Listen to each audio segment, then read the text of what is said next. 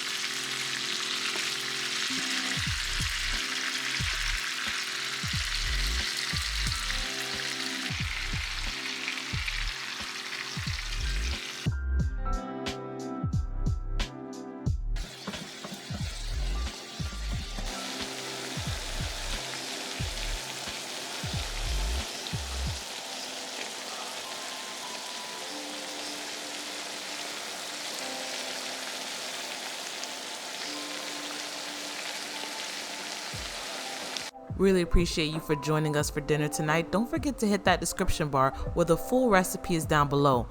Cannot wait to have you for next Wife Cookbook, and let's have dinner again.